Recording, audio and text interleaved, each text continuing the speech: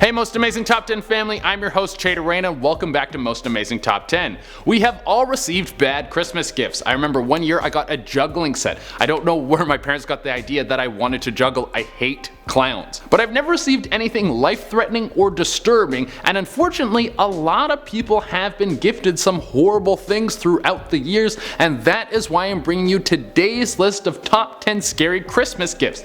This list isn't going to just be this year's dangerous gifts, but I'm going to put all the dangerous gifts that could have come through the past years. As many as I can fit on a top 10, obviously. As always, I would love it if you could like, comment, subscribe, and hit the little notification bell. Also, stick around for the whole list because I'm going to be doing some more pet shoutouts, which you guys love so much. If you want me to shout out your pet, please hit me up on Instagram. If anyone at home is looking for some more Most Amazing Top 10 content, go check us out on Instagram and Facebook. We are starting to do Facebook exclusive content. Anyone in need of some merch, you can check out the link in the description below. Use the offer code MA10 to get $5 off, which means you can grab a shirt for only 10 bucks. And without taking any longer, let's get into this list. At number 10, we have Hannah Montana trading cards. We are going to kick off this list with something that would have been a hot gift for girls in 2007. Hannah Montana was all the rage, and Disney knows exactly how to get into your soul so everyone when they're young becomes a lifelong subscriber to their brand. Like, think of all the live action Disney movies. They are all mediocre and they're still making millions of dollars, and even though I hated The Last Jedi, you better believe I'm gonna see Rise of Skywalker in the theaters. It's just how it goes.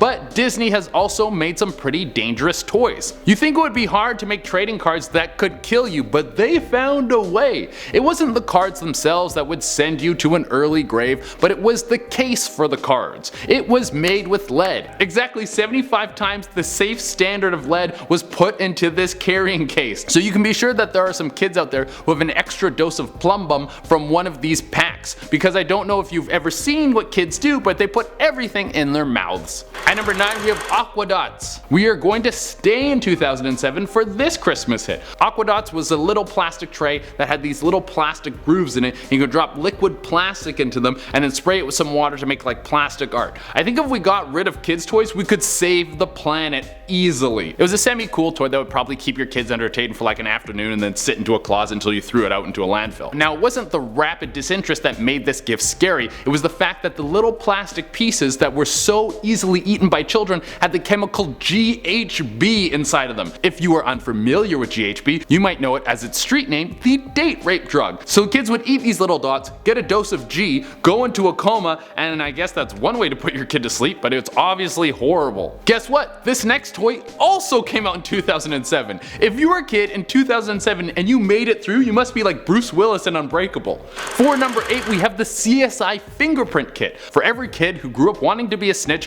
who would sell out their friends and family. This toy came with special powder that kids could use to dust for fingerprints and find out who had been stealing their Capri Suns. Now, this mystery powder was actually 5% asbestos, and if you don't know, asbestos is actually directly linked to causing cancer. Here's where it gets even darker. The toy manufacturer CBS Consumer Products knew that after the product was released but didn't tell anyone because they wanted the toy to go into the Christmas season. Are you serious? Once word got out about this, they received a huge amount of lawsuits. At number 7, we have the Cabbage Patch Kids Snack Time Doll. There was this weird trend in the 90s where toys were simulating things you had to take care of. These were Cabbage Patch dolls that you could feed, like having a real baby, I guess. They had robotic jaws that you could place plastic food into, and they would chomp down and just swallow these things. But of course these things don't have brains, so they didn't care what you put into their mouths. They would just start eating it. Apparently any girl with long hair that came too close to these things would have their hair devoured by one of these gluttonous demons. Several young girls reported having their hair ripped out at the root. At number 6, we have Atomic Laboratory Kits. I love looking back in time and realizing, oh, we were dumb, and then thinking, oh, what's all the dumb stuff we're doing now? Well, we won't know until it's too late, so it's better to make fun of the past. Like how in the 60s there was a laboratory kit that was flying off the shelves at Christmas time for every kid who wanted to be a scientist. The scary thing about this bad boy is it came with a uranium core.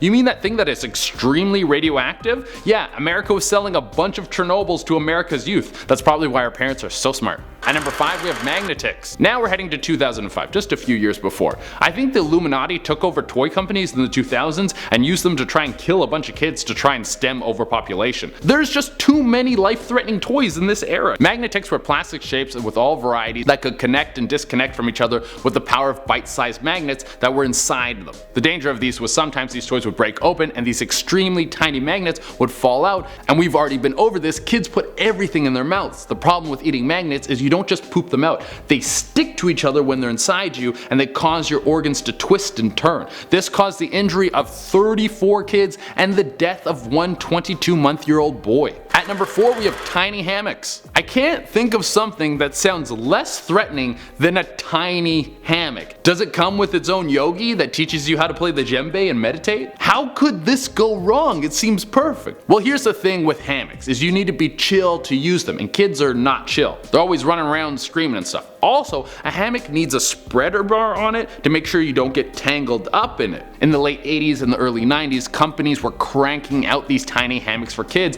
and leaving out the spreader bar to save on cost. And what happened was kids would get all tangled up in them and then start to suffocate. For the most part, kids would just get trapped in there and probably develop claustrophobia for the rest of their lives, never trusting a hammock again. But in between the years of 1984 and 1995, there were 12 reported deaths due to these tiny hammocks. Talk about a wolf in sheep's clothing. Getting killed by a tiny hammock is like getting poisoned by your grandma. You would never see that coming. At number 3 we have inflatable baby boats. Your baby can't swim? No problem. I'll get him this little blow up baby boat for Christmas. This little guy will be sailing around like Jack Sparrow. These were all the rage in 2008. People could help their little one enjoy the chlorine pumped waters of a public pool while not worrying if they were going to go under. The problem with these things is that the seats were poorly made. After a very short period of use, they would start to tear. This resulted in babies falling right through them, which of course led to some deaths. 30 infants died because of the AQUA brand of these inflatable boats. And AQUA was 100% at fault because they had been ignoring the problem for 6 years. It was brought up to them in the past and they just tried to sweep it under the rug.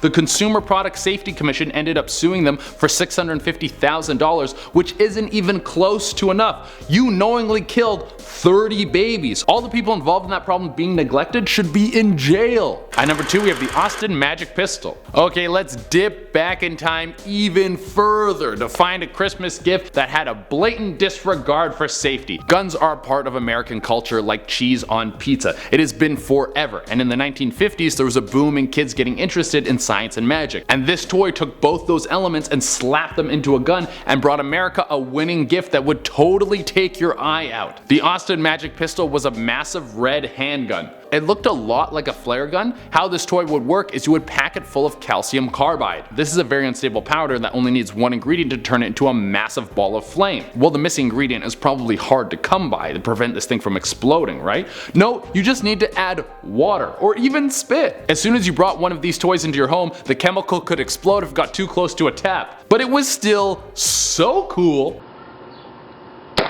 And for the number 1 spot, we have trampolines. I feel like it's blasphemy saying something like this about trampolines. The coolest kid around was always the kid who had a pool, the latest gaming console, or a trampoline. They are amazing. You jump around, you actually get great exercise, and dogs love them.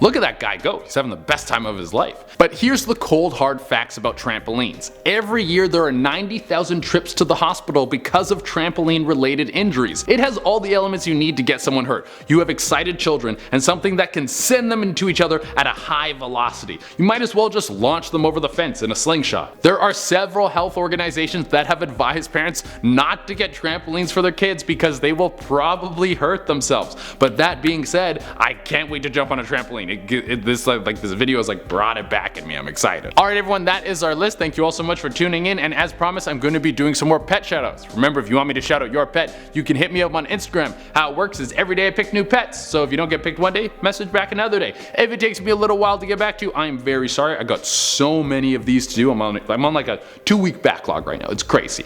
But keep trying, and I also love that you guys are reaching out. I love the fans getting involved. Thank you all so much for being a part of this whole thing. First we have JD's Bunny Momo. I love when bunnies have those floppy ears like that. That's so great. Next we have Autumn's bunny Joey. Double bunny date. This is great news, guys. Next we have Tellin the tabby cat. This guy looks like a leopard. That's super cool. Olivia sent in a picture of her dog Oli. What a good floofer. He's got such a good floof on his head. He's floofy. After that we have Rocky. Wow, he's got a big smile. I love him. And finally we have Aaron's dog Atlas. Beautiful eyes, great big smile.